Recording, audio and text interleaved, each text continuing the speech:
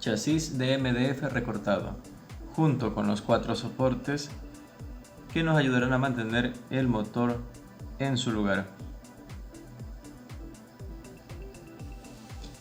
Nuestra tarjeta Arduino Uno, la que vamos a necesitar para insertar el código una vez lo tengamos terminado.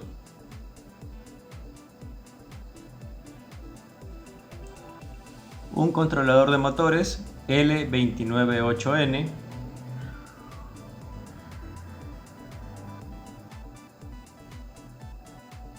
los motores, o mejor conocido como motorreductores, para nuestro prototipo. Recordemos que justo la tarjeta que se presentó anteriormente, el controlador L298N, son precisamente para estos dos motorreductores amarillos.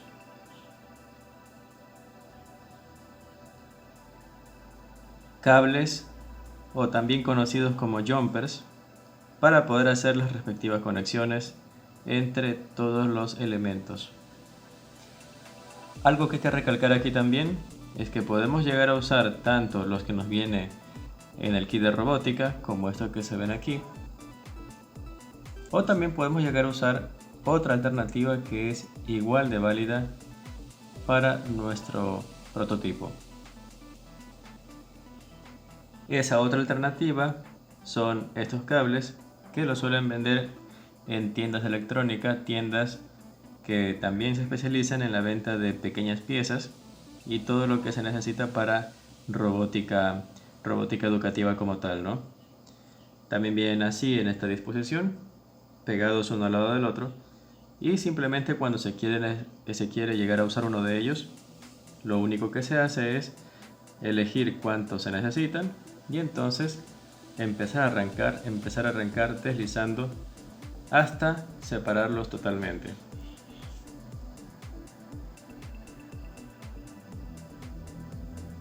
También necesitaremos un tipo de conector, un tipo de jumper diferente al que se veía anteriormente.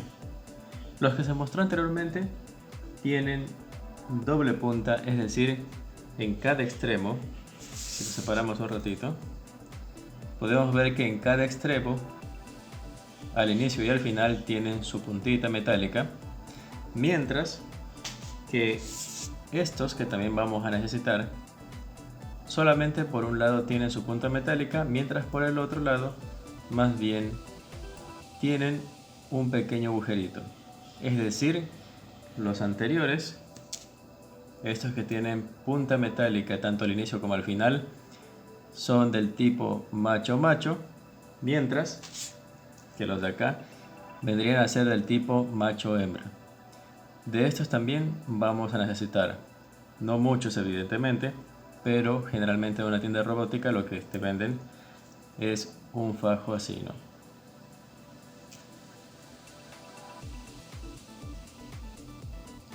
Entre los actuadores, recordemos que actuadores vendrían a ser todo aquello que permite interactuar o deslizarse con el entorno. También deberíamos tener dos de estas rueditas que van a ir conectadas con los motorreductores amarillos que habíamos visto al principio. También vamos a necesitar una rueda loca. Esa rueda loca pues suele venir también con 4 tornillos junto con sus tuercas cada una. Y bueno, evidentemente se le dice rueda loca porque tiene ese eje que le permite rotar para cualquier lado.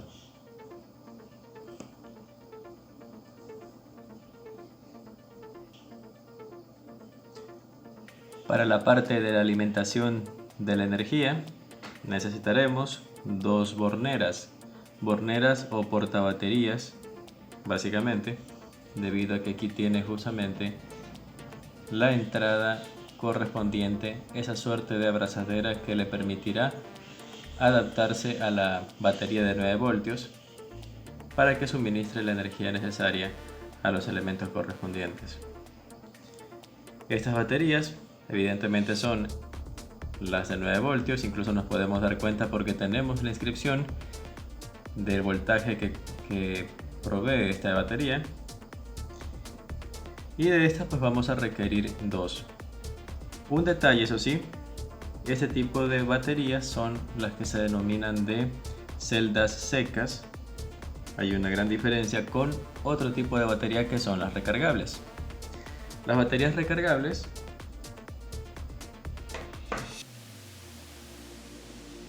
son de este tipo. Incluso yo me puedo dar cuenta de que son recargables porque en su nomenclatura me avisa pues de que tiene esa propiedad de ser recargable justamente. Incluso en esta pues se puede ver mucho más claramente, ¿no? Que me indica que se trata de una recargable. Cuando se utilizan recargables es mejor no combinar, incluso lo dice en las advertencias que suelen venir en los empaques de estos productos, porque por esa incompatibilidad puede llegar a haber algunos accidentes. Así que se recomienda no mezclar.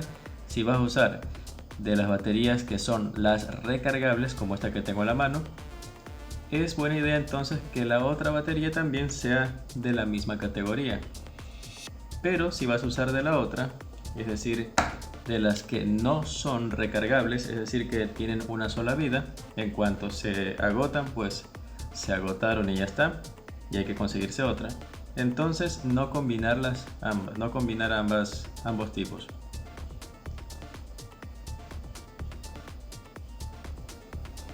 También vamos a usar un pequeño interruptor.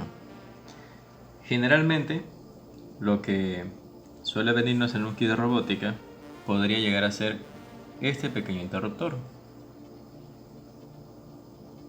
También es de su función de cortar el circuito, sin embargo tiene unas pequeñas patitas, unas pequeñas terminales muy finitas, muy pequeñas, y por lo tanto es mejor usar un tipo de interruptor como este. Es un poco más robusto, digamos más seguro incluso, y si queremos llegar a soldarlo también podríamos hacerlo, pero en este caso podemos simplemente meter uno de sus cables por uno de estos agujeritos, hacerle un pequeño nudito y ya tendríamos justamente conectado nuestro cable a una de estas patitas. Y por supuesto, la continuación de ese cable vendría desde este otro terminal que tenemos aquí, ¿no? También para ciertos agarres, para ciertos soportes, para ciertas uniones, en vez de usar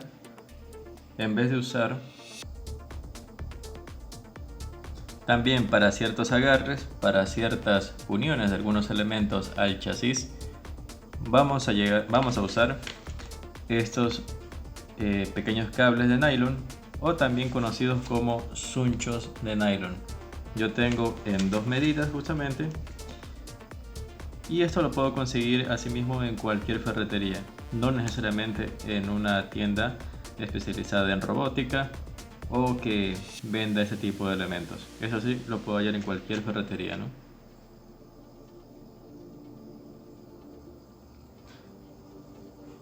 Además, vamos a usar también un pequeño desarmador, uno que tenga la punta lo suficientemente pequeña como para que pueda entrar en alguno de los tornillos que tenemos aquí en el controlador de motores. Por ejemplo, este desarmador nos calza muy bien a la perfección porque permite hacer el ajuste del tornillito que tenemos aquí adentro.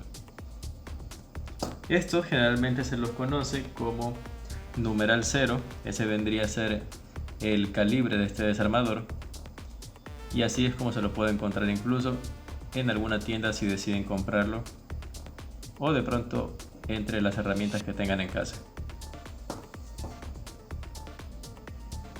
Y además elementos convencionales como por ejemplo un estilete y una cinta aislante.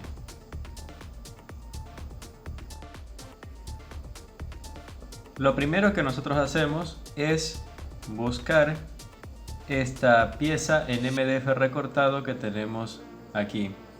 Justamente esta, la más grande de todas, viene a ser nuestro chasis. Este chasis y también estos 4 soportes, estas figuras que se parecen un poquito a unas T, las vamos a elegir también porque son las que nos van a afianzar los motorreductores, lo que hace que nuestro carro, que nuestro prototipo se pueda impulsar.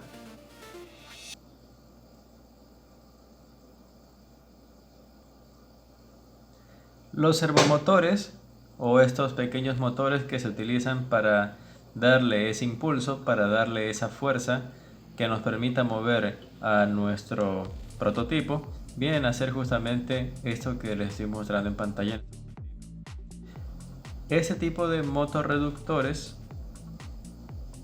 son los que se afianzan en esta parte, en estos sectores, justamente como lo estoy indicando. El objetivo de esto, pues, esencialmente, es que nosotros elijamos de estas pequeñas figuras, esto que parece una T, ¿sí? Y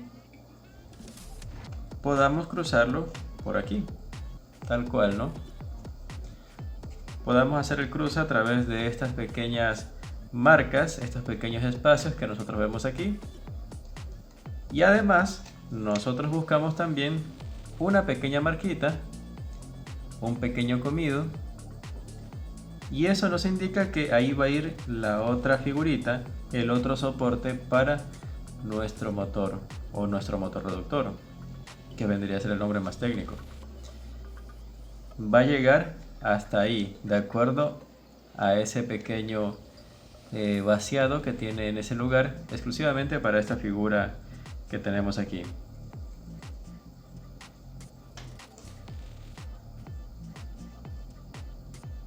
La idea es llegar a poner justamente un motor entre estos dos soportes, tanto entre el soporte que atraviesa a todo el chasis, incluimos nuestro motor en esta posición, y la otra piecita, pues evidentemente va a ir por el otro extremo, por el lado de afuera, y va a coincidir justamente con este pequeño espacio, este pequeño vaciado que tiene aquí, y debe ajustarse en esta posición.